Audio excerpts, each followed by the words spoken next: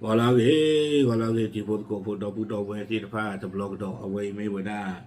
ta ko so khi kha kha le to wo nya I do bu we ti to wo nya yi hi ne ta ko so kha do yi ta ko so kha ne yi hi ne le manager online away กวยเราไว้ได้ta ko so khu to เทวดาเลย3เติมวิกฤตไฟไหม้เรือน้ำมัน22ลำในแม่น้ำชินดุนภาคสกายวอดเกลี้ยงเอาไว้นี่มีเวลาตักโซคู่ต่อเทวดาเลย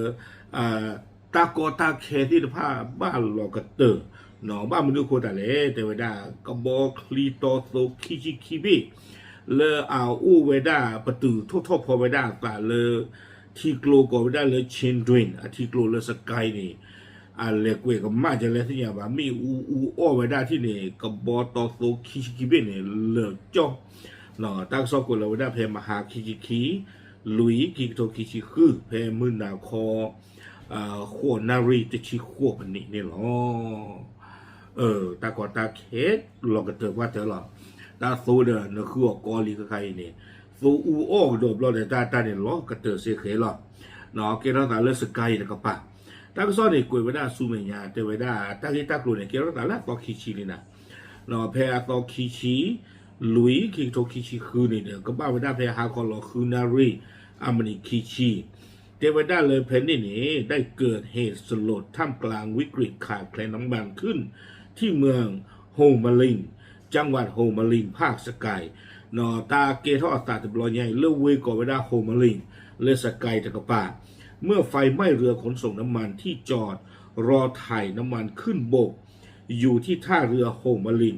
ริมแม่น้ำชินดุนเทวดาเลยมิอูอ้อกบตอสูตบลอใหญ่เนี่ยเกทเอาไว้ได้ตาเพลเลยกบที่บ้านเนี่ยประตูไว้ได้วิบลอเนี่ยเด้อกบตาจอดเอาไว้ได้สูเนี่ยเลโคสุคู่อาเชิงโตคาเนาะเลเวโฮมาลิอาวิตาสุเลกบตนีโฮมาลินเลยชินดุนที่กลูเทวดาวิบลอนกวยไว้ได้ในช่วงจุดบรรจบกับแม่น้ำอุรุเปลวเพลิงได้ลุกลามอย่างรวดเร็วเผาผลาญเรือน้ำมันจำนวน22ลำที่จอดอยู่ริมท่าน้ำรวมถึงรถยนต์2คันจนมอดไหม้ทั้งหมดเนาะเทวดาเลยมิวอูโอตบลอนใหญ่เนี่ยอูโอไว้ได้คลีรูมาเนาะกบคลีตอโตคิชิคิเบนี่อูโอเลยจบวิบลอนเนี่ยการดีบ่าเทวดาก็การเลยอัปตุลโคตุโกคิเบตนาเกมีอูเล่โจตืออูอ้อดอลปลอดดีบ่าเนี่ยเนาะมีอูชูเนี่ยเดินเกินหนีที่บ้านบ้าเลยทอดตือดาคอเนาะมอนก็อูเลิกเกินหนีบ้านนี่อูบีบ้านจะคือเนี่ยไก่ทอดกระโดดไว้ได้เพราะนี่เนี่ยคิเบตั้งก็ซ่อนในกวยไว้ได้ซูเมียเทวดาด้วยความที่เรือบรรทุกน้ำมันมาเต็มลำเรือการดับไฟจึงเป็นไปด้วยความยากลำบากและต้องใช้เวลานานเกือบ1 วันเต็มเนาะเทวดากบทีที่พานี่เด้อต่อสู้เปื่อยก็ไม่ได้หรอกอาโคนี่ตามมาปีมิอูนี่เด้อเลวดาตะก็เคบาสูเวดาตาเชิงต้นนี่แต่นี่มือนี่เทวดาเกท่อนี่เลิกคิชีต่อคิชีเดอซ้อมานี่เด้อมาปีเกวดานี่เด้อเทวดาแล้วมือนาคอแล้วมือชาคอเนาะอาโคตาตอนนี้เด้อตาไข่อ้วเหลือเวดาเพนนี่ทั้งซ้อนในคุยไม่ได้ตามรายงานของสื่อในภาคสกายเพลิงไหม้ครั้งนี้คาดว่าเกิดจากสภาพอากาศที่ร้อนจัดและมีผู้เสียชีวิตและได้รับบาดเจ็บแต่ขณะนี้ยังไม่สามารถเปิดเผยรายละเอียดความเสียหายทั้งหมดได้กว่าละปากพระลอตตานี่เด้อวิลาสุเอาไว้ได้ตากระซอตันนี้และสกายนี่เอาไว้ปัดพลาต้อไว้ได้ใจแต่ว่าได้มีอูอ้อ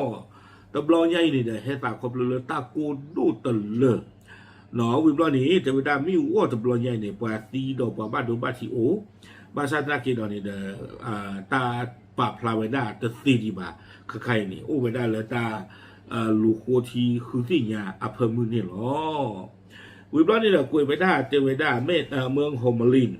ตั้งอยู่ริมแม่น้ำชินดุนชายแดนทางฝั่งตะวันตกของภาคสกาย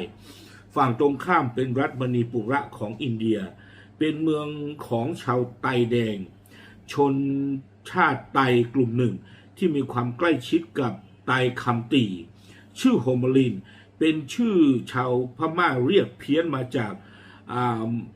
ชื่อเมืองในภาษาไตว่าโฮ โฮมมากลางที่แปลว่าร่มขนุนเนาะเอาไว้นี่เทวดาโฮมลินเอาไว้แล้วเอาฟูละไว้ได้แต่เลยชินดวนที่กลูเนาะเลยเอาไว้ได้ก็ไปยอมมือหนึ่งตะกปะเลยสกายก็เทวดาเอาไว้ตะเพลยนี่โอ้ไว้ได้ตะคอนทว่าลวกตาดออินเดียอะก็เนาะแล้วอินเดียก็นี่สเตทเขาเนี่ยก็ไว้ได้เลยมณีปุระสเตทเนาะดอตาลอไปนี่เดี๋ยวไม่ไว้ได้กระลือดูก็ไว้ได้ไตแดงเอาตาลออันนั้นก็เนี่ยเทวดามีโฮมลินตะเพลยนี่ไปยอโกเวตากมูก็มากกระดากีอันนั้นก็เนี่ยมีนี่ก็บ้ามีเลยหอมหมากลางเนาะเลือกคีย์บอร์ดนี่เดี๋ยวไปยอโกไว้ได้ตะปลีตะปลูตะปลาตะเกแล้วกินแล้วหอมมะลิเนาะจิจานี่เราแต่เราไปยอหาช็อตเรียกว่าตัวมีชุ่มมาตั้งซอกกวยเราไว้ได้สู้เมียจะเจียวเทวดาเลยสภาพภูมิประเทศของเมืองโฮมลินเต็มไปด้วยเทือกเขาสูงชันเดินทางไปได้ลำบากการขนส่งสินค้าจำพวกจำเป็นจากส่วนกลางของเมียนมาขึ้นมายังโฮมลินโดยเฉพาะน้ำมันเชื้อเพลิงจำเป็นต้องอาศัยเรือทางแม่น้ำชินดุยเป็นหลักกวยกิวันอลากเตอร์นี่เตเวด้าเลยโฮมลินเอาไว้นี่เผื่อมาดอกก็เจอเลยอดูอัทอที่เดือผ้าเนาะมีลิทอลลิเลยนี่เด้อเอาไว้ก็เคดูมาคูดาดอนี่เด้อเตเวด้าตาโพตาลีเลยว่ามีเชื้อไว้ได้อุ่นเลยก็ไปอยู่เครือสามีเลยทอไปได้เลยโฮมลินนี่เด้อก็บ้าซูเวด้ากระบอกลีหรอเนาะกระบ้าซูเวด้าชินดุยอาทิโกอีนี่หรอเนาะเราชดได้ซูคลาที่ฟ้านี้ไปเลยต่อเลยการมาดื่มด่ากอเคโนมาโคบาต่อเลยกระบอกทีนี่หรอเอาไว้นี่เดี๋ยวไม่เวด้าไม่อูอ้อไว้ซูเนาะเลยสกายแต่มีวันด้วยว่าด้านข้างนี่ตั้งโซเทวด้าเลยตากูดูดเรือคูกระจาเกตเท่าไหร่ไม่ว่าเขาไม่ว่าตอนเขาตลอดส่วนไม่ว่าอมกว่าเจ๊ที่บ้านที่บ้านแต่เรื่องว่าก็มีอยู่แต่บ้านเราอมอาเจเราไม่ว่าเขาไม่อะไรสปริตปราศจากเหลี่ยมประเด็นที่บ้านฉันเราเจ๊ได้ตากูดูดเรือคูเกตเข้าไว้ได้ที่หรอโอเคเอาไว้นี่เดี๋ยวไม่ไว้ได้ตากอตาเคโลกเตอร์กระโดดตบโลเนาะเลือกสู้เดือคือบ้ากอลีบ้าฉันนักกีฬาสู้เก๋เขาคุยกันรอไว้ได้แล้วก็ไปยอบุญแล้วสกายตะกระปะเนี่ยหรอเดือดที่ญาติผลโกผลเทหรอตามหรือ